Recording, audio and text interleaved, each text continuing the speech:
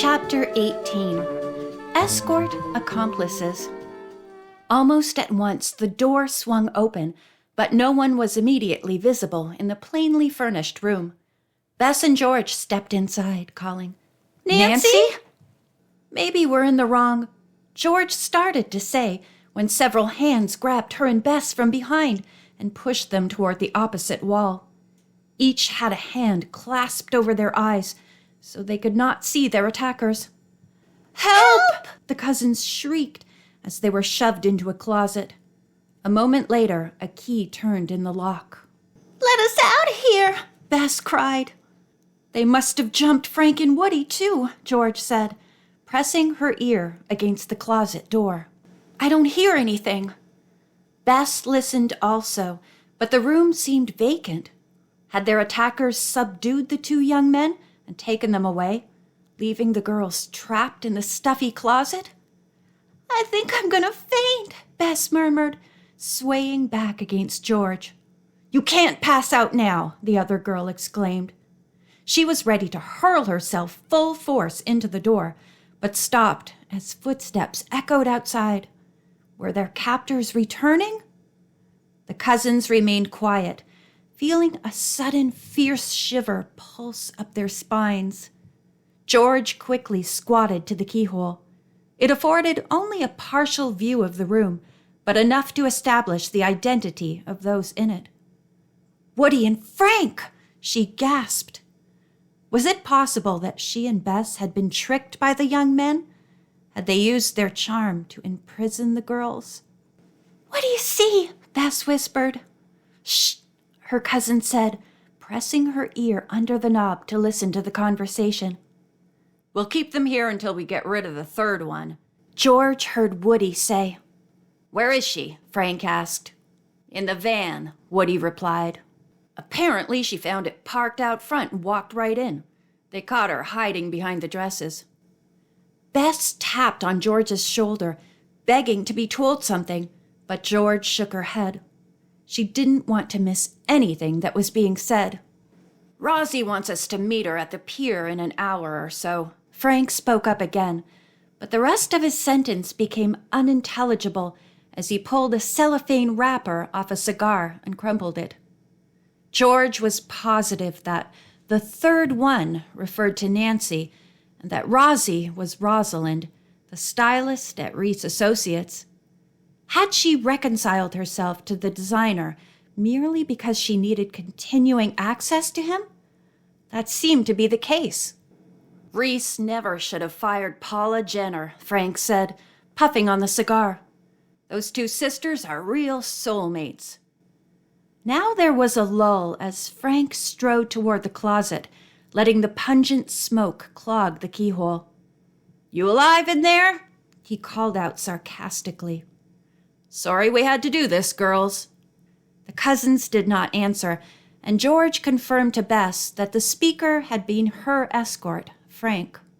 The blonde girl felt like crying, but George gripped her arm and motioned for her to listen. The men, however, made only one other vague reference to the last pier at the West Side docks. "On second thought," Woody's voice came again. "Let's take a ride up there now. These two aren't going anywhere." "They're leaving," George whispered. She waited until she was sure the men were out of the building, then leaned her weight against the door and flung herself back and forth several times, hoping to force the lock. It held firm, though, and the searing pain that drove through George's shoulder brought her to a halt. "I'll do it," Bess said. With determination, she plunged ahead, hitting the door hard. It didn't open, but it had weakened. "I knew these few extra pounds would come in handy someday," Bess quipped, crashing forward again. This time the tumbler snapped. "You're fabulous," George complimented her cousin as they raced down the stairs and out into the moistening air. They dashed to a corner where passing cars were visible and quickly hailed a taxi. "Where to?" the driver asked. "The last pier at the West Side docks," George said. "The what?" the man gulped. It's a little late to go swimming, isn't it? The cousins were not in the mood for small talk, but listened courteously as the driver continued. No boats leaving now, either, he said. You girls ought to go home. I wish we could, Bess murmured, as a chilling breeze swept through the window crack. Just be glad we're out of that closet, George whispered.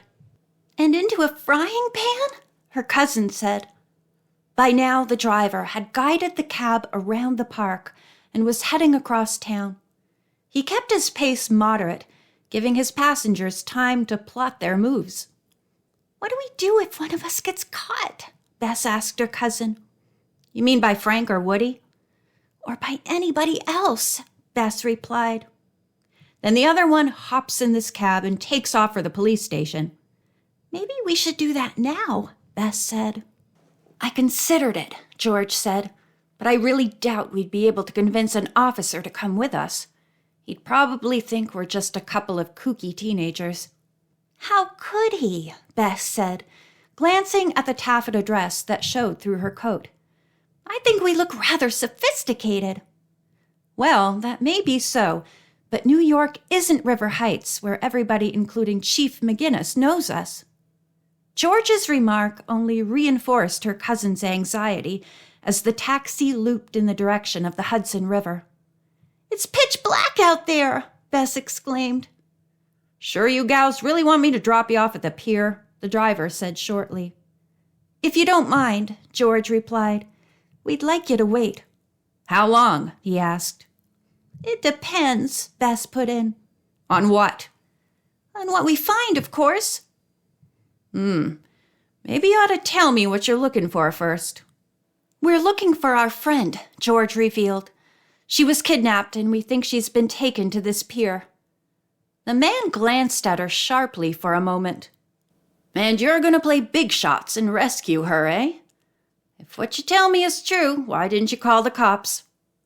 I'm afraid they wouldn't have believed us, George said lamely. Right, they wouldn't, and neither do I. George and Bess did not comment, and again the driver took his eyes off the street to stare at them. Where are you from? He inquired. River Heights.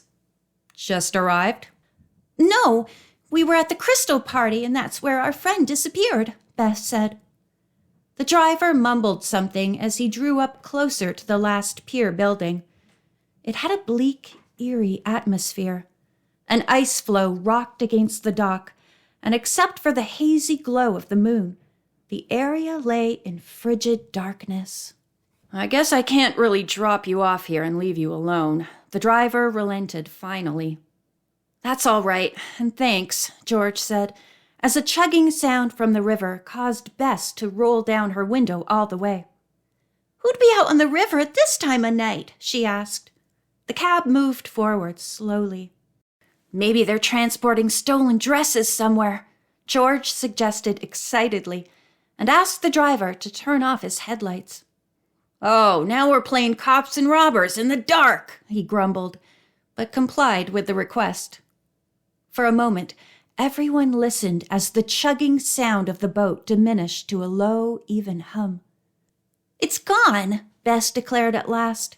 We'll probably never know what it was here for. Maybe we ought to go back to Aunt Eloise's. Good idea, the driver agreed, glancing at the number on his meter. I can think of better ways to make money. He pressed the accelerator lightly and switched on the headlights again.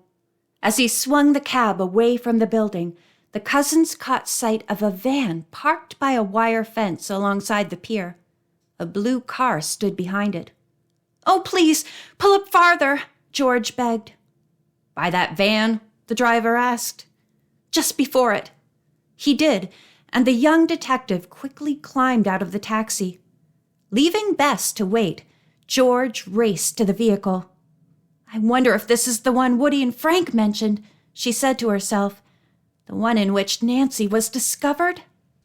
Cautiously, George pulled down the handle on the rear door and opened it.